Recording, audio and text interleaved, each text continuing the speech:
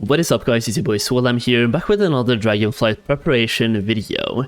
So today we're doing a professions overview video where we're looking at fishing in Dragonflight, and I'll tell you right now, fishing is looking very good for Dragonflight. If you haven't picked up fishing yet, you might want to do so. Actually, you can wait until Dragonflight is out by picking up fishing, but I would recommend you look into fishing for Dragonflight, so hopefully if you're doing that, well then this video is the one for you.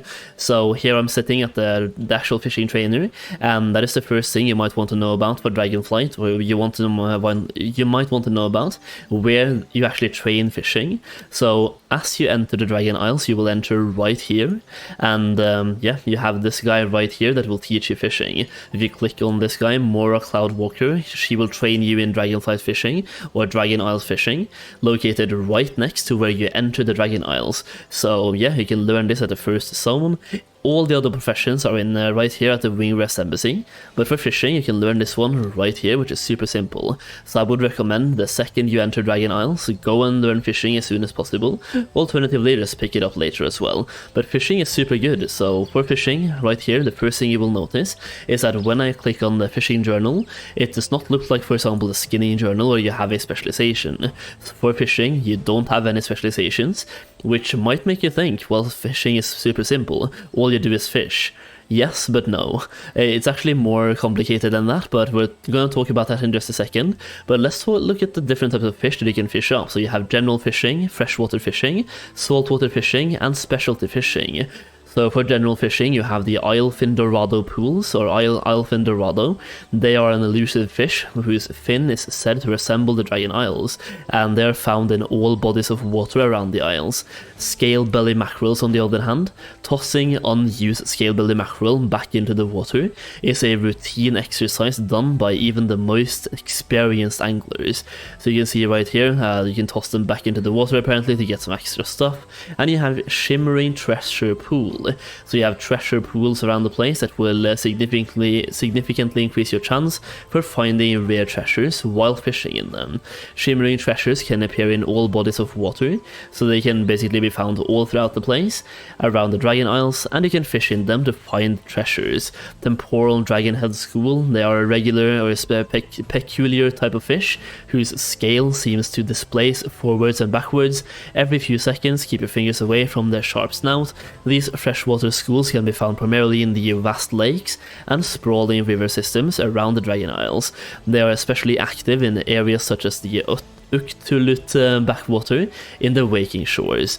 You also have 1,000-bite piranha swarms, so you can see where to farm those as well. You have the Alerian seamoth schools, you have cerulean spinefish, so different types of fish are fished in different types of places. So general pools all around the isles, freshwater only, saltwater only, and then you have specialty fishing as well. So magma treasure, for example, you can find these in pools that are in hot climates, so magma pools for example. You also have prismatic leaper pools, and these are found on, for example, mountains. You have some very tall mountains on the Dragon Isles, and that is where you find these. For rime-fin tunas, on the other hand, you want to find them inside frosty climates, so you will find different types of pools in frosty climates, like ice fishing pools. So magma pools, mountain pools, and frost pools as well. And that is the only place to find, for example, rime-fin tuna is only from those ice pools. Prismatic leapers are only from the mountains, and magma treasures are only from the lava. So you will have to actually go out and look for these types of fish and fish in them in certain types of pools. So with that being said, let's look at where skinning becomes really fishing, where fishing becomes really fun. Okay, so this is where fishing in Dragonflight becomes really fun, and that is the fact that fishing is now tied to a reputation. That's right, it's tied to your actual Iskara reputation. So Iskara is all the way down here in the Azure span, and for some reason my map is loading super quickly. The beta servers are super unstable right now, but yeah, you have the Iskara reputation. So you can see my renowned rank is rank 2 right now. That is just by passively following the main storyline of the zone. You can see World Quest right here will give you more reputation with the Iskara Iskara Tuskar. All the world quests will give you reputation with the Iskara Tuskar, and you can also do side quests as well that will once again give you more reputation with the Iskara Tuskar. You can also buy a contract, for example, to get even more rep as well, which I would recommend doing, especially for the Iskara Tuskar. But let's look at the rewards that you get from them that has to do with fishing. So for example, we can just go to number 4 right here, right off the bat. You can see that you will now unlock fishing holes. So you may find rare fishing pools with unique activities in fishing holes around the Dragon Isles. So by getting 4 renown, you now get fishing holes. And here's the kicker. All of the ones that I'm going to talk about now are account unlocks. So you only have to unlock them once, and they will be unlocked on all of your stuff, or on all your characters. At renown 5 or 6, 5, you have fishing nets. So you may now speak to Tavio in Iskara to get help creating a fishing net. Tuskaran fishing nets can be set up to catch fish automatically over time. You heard that right, you can now make passive gold over time by placing down a fishing net, and this net will automatically catch fish for you over time. So right now, if you have a lot of alts that might spark some ideas for you, you can set up an alt army to just make a bunch of fishing nets, place them out, get some fish, and make a lot of gold. This will obviously devalue the actual value from fishing, especially the ones that you can get from fishing nets over time. But if you set this up early enough, you can make so much passive gold from the start. And once again, it's an account-wide unlock. And you just saw at the beginning of the video, you can get fishing from the literal first zone in Dragonflight. So yeah, you can get a lot of alts set up super quickly, get fishing on them super quickly, place out nets, and just reap profits super quickly, and get a lot of passive gold over time. Next up then, renown 6, we have Highlands Fishing. You may craft a tool to help you find fishing nodes in the highest pools and lakes of the Dragon Isles, and once again visit Tavio and Iskara. So remember we talked about the fish at the beginning of the video, where you have to go up in the mountains. Well, here you go, you can now craft a tool that helps you find these fishing nodes as well that are up in the mountains. Now you can also get a fishing harpoon at rank 7.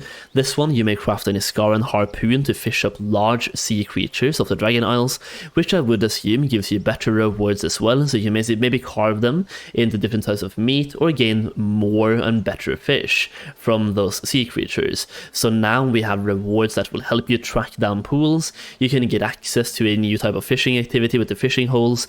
You have fishing harpoons to actively go out there and get some sea creatures through that harpoon, and you can also set out fishing nets to gain passive fish over time. Now I do think we have to go a little bit far now to get the next one. So we have ice fishing, for example. You may now craft a tool to help you find new fishing nodes in the ice of the Dragon Isles.